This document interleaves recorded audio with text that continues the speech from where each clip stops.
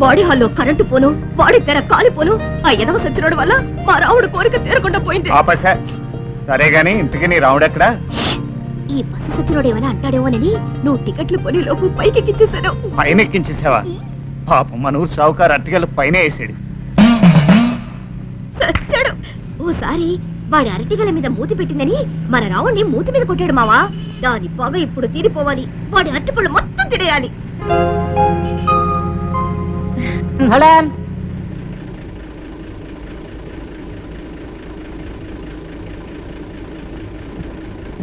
Late. Ticket. Obey ఏయ్ Dadar express బండి భలే ఉందరా. పాపా ఇస్తావా? పుస్తకం. ఒళ్ళు దగ్గరించుకుని మాట్లాడు. ఒళ్ళు దగ్గరించుకోవాలా? మా ఒళ్ళ నీ ఒళ్ళ?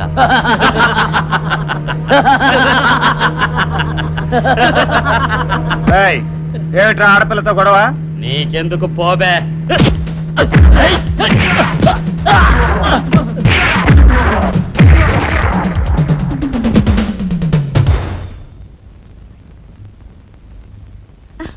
చాలా థ్యాంక్స్ అండి.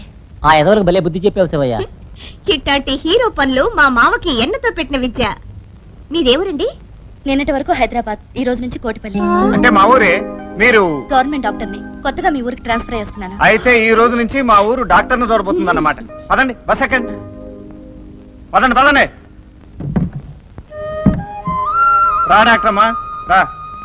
గుండె అని ఓ గుండె జబ్బు మనిషి ఈ ఇల్లు డాక్టర్ల కోసమే కట్టించి ఓ డాక్టర్ ను తీసుకొచ్చి పెట్టాడు. వచ్చిన రోజే గుండె జబ్బుతో గుటుక్కుమన్నాడు. ఎవరు ఆ గుండయ్య? కాదు, ఆ వచ్చిన డాక్టరే వచ్చాడు.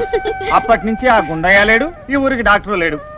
ఒకే ఒక ఎదవ టకేల్ తాతారావు అని కాంపౌండర్ గాడున్నాడు.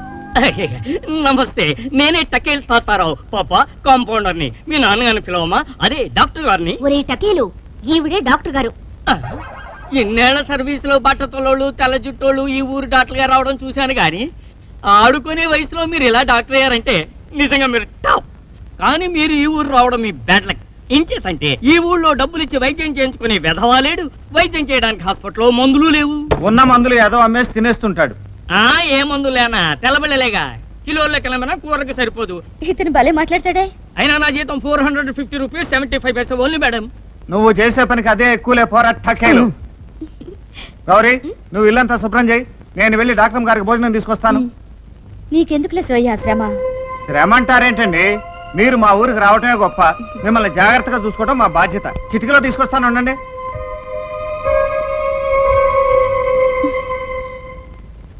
నమస్కారం సార్, మీరేంటి ఇలా వచ్చారు?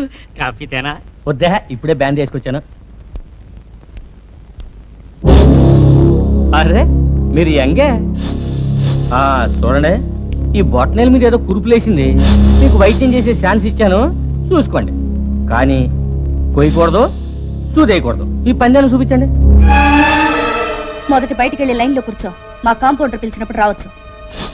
ఓష్ రూల్సా? అయ్యి మనకు కాదు, లేబర్ వాళ్ళకి. నేను జమీందారు వంచుకోండి. నువ్వు ఎవరైతే నాకేంటి? పేషెంట్ గా వచ్చావు, మర్యాదగా బిహేవ్ చేయి. వెళ్ళు. ఏంటి రెచ్చిపోతున్నావు? మానభంగా లేకపోతే జాగ్రత్త. Shut up and get out rascal. ఏంటి గెట్ అవుటా? నేను గెట్ అవుటా? నిన్ను. ఏంటి తత్తులు చెలరేగిపోతున్నావు? ఇదేమన్నా పంచాయతీ ఆఫీస్ అనుకున్నావా, నీ పశువులు కొట్టం అనుకున్నావా? ఏంటి రోయ్, నీకు నోరు లేస్తుంది.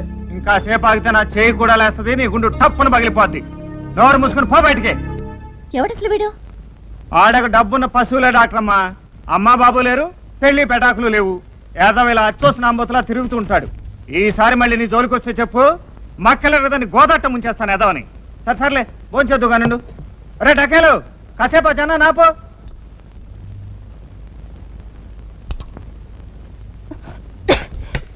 అరే ఏంటి డాక్టర్ అమ్మాయి తొందర? అన్నం ఎప్పుడు నిదానంగా తినాలి, పని స్పీడ్గా చేయాలి. చూడు చెల్లెమ్మ, నువ్వు ఇలా భోజనం దగ్గర హడావుడి పడే ఆరోగ్యం పాడు చేసుకున్నావు అనుకో, ఈ అన్నయ్య తట్టుకోలేడు తెలుసా? డాక్టర్ అమ్మా,